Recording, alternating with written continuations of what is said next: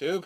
It's Sunday, just gone afternoon here, and I thought I'd pop on with a little video regarding a small collection of books that tidying up my shelves.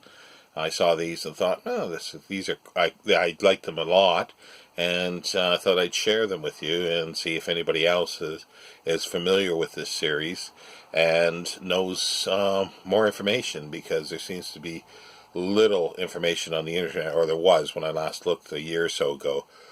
No one seems to be collecting them, or at least nobody has a site which is plentiful, which is very helpful at times to find somebody who's collected a series of books, and it's the minute information is just fantastic that they've put on their blog or their site about a collection that they're really fanatic about. These are little books that were done in the 30s by Raphael Tuck and Sons Limited. They're printers to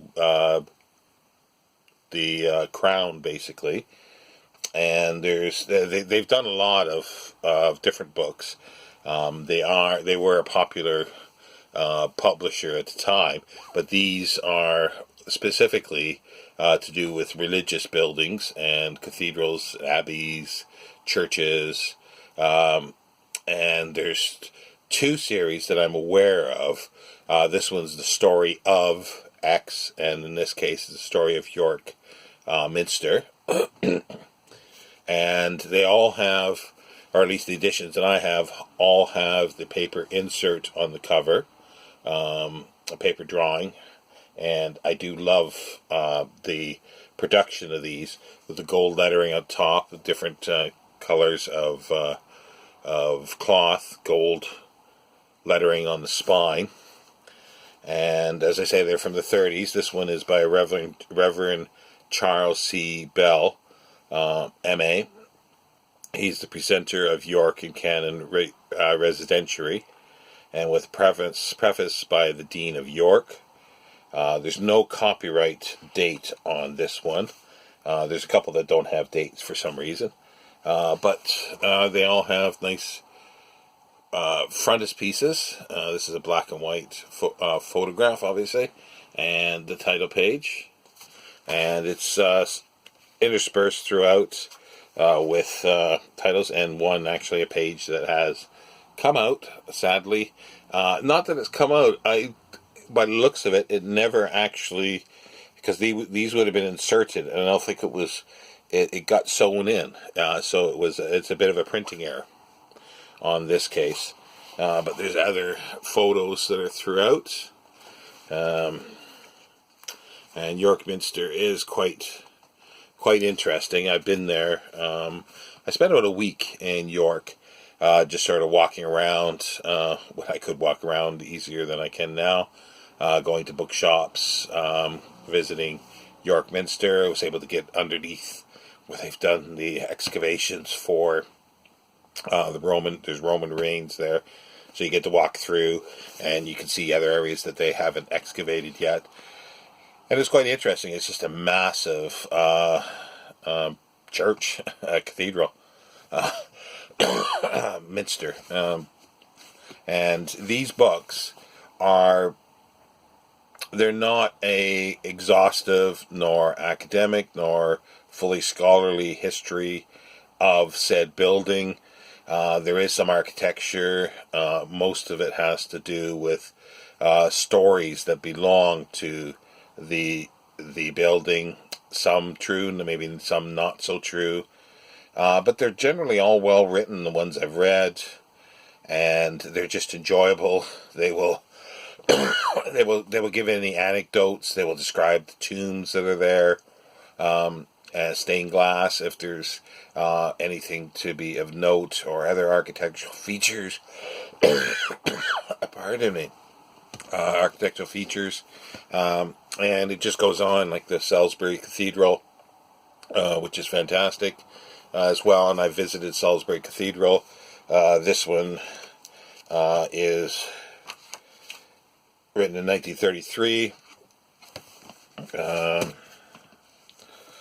and by Reverend J.M.J. Fletcher, Canon and Assistant Librarian of Salisbury Cathedral, with a foreword by Bishop of Salisbury. Again, Raphael Tuck. This one's foxed on the title page, but again, a nice photo frontispiece. And just interspersed again throughout with nice photographs. And it's along the same lines of the way the story is told. And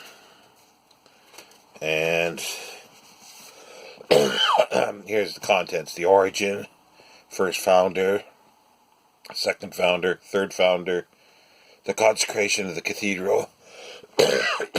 Pardon me. I do apologize. This cough is getting away from me occasionally. So it's just, again, the story of the cathedral in a chatty way, and I really, really love it. And I've been to Salisbury Cathedral when I first came to England, about 16 years ago, I think it was. And I was able to get into the library, obviously a different librarian, and it's just fantastic. It's I seem to have been the only person that actually went on the library tour that was actually interested in books. Everybody else just seemed to be totally disinterested.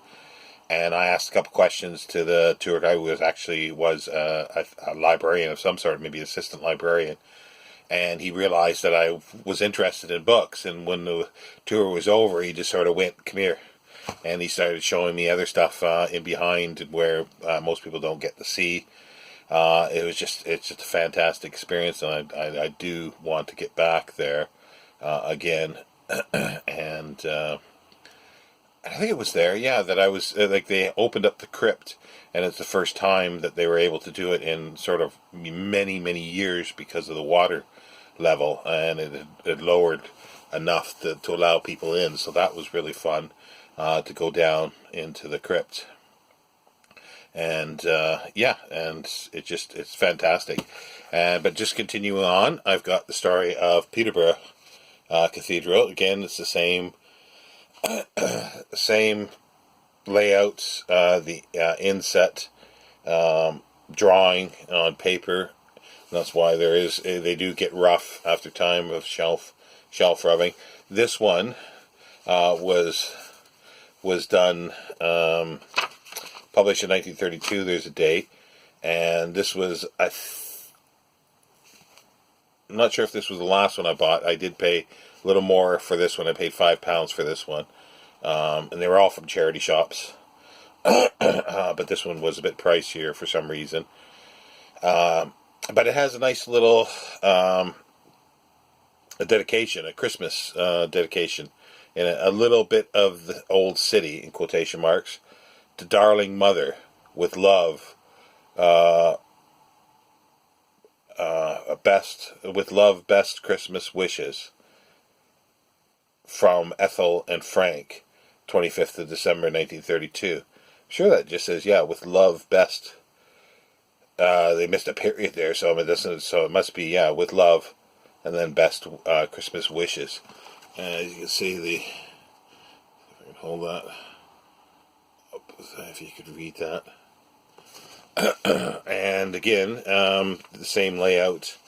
It's done by E.J. Swain, Honorary Canon and Librarian of the Cathedral, with a foreword by the Bishop of Peterborough, who was the Right Reverend Claude Martin Blagden at the time. And the photo frontispiece, the title page, and again, same format, with photographs throughout. This one, you can see some pencil marking on the text. That one's a little more substantial.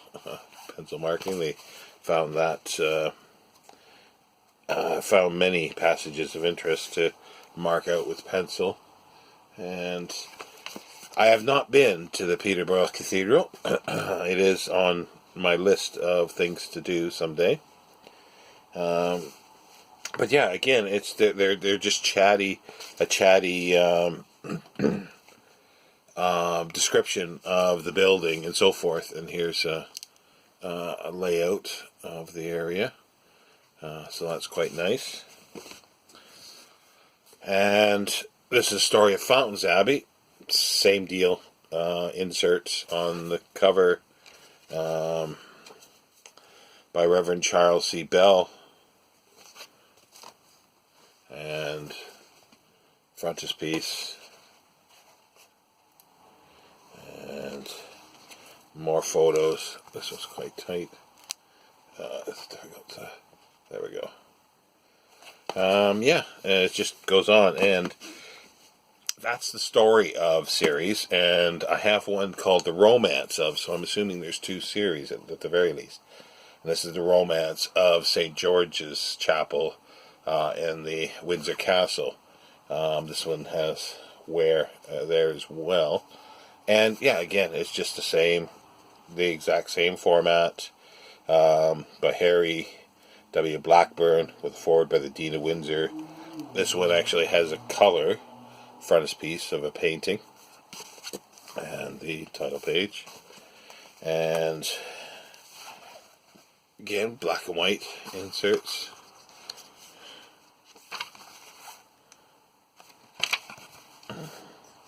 And yeah, I did an internet search a couple years ago when I got the last one, which I think it was the this one here with the dedication, the Peterborough Cathedral.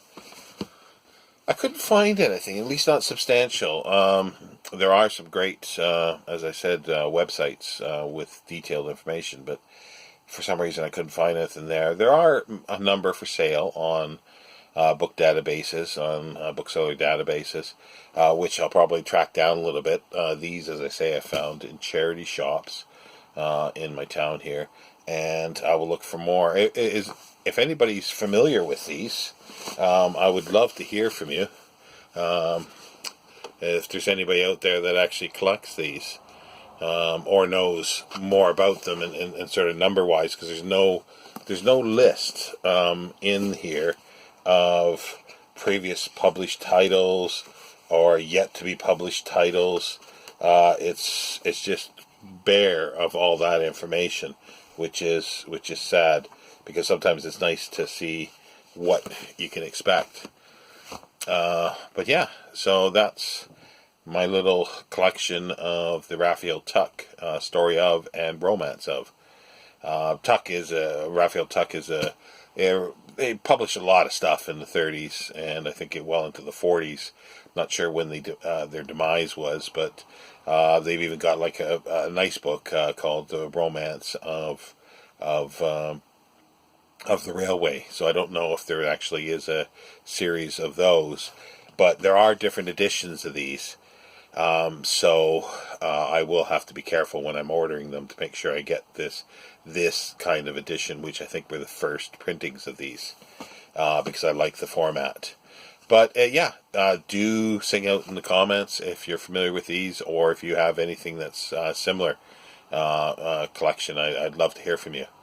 And I might be back if I find something else that I think is worthy of showing at the moment, in between doing some other work. So have a good afternoon, BookTube. Bye.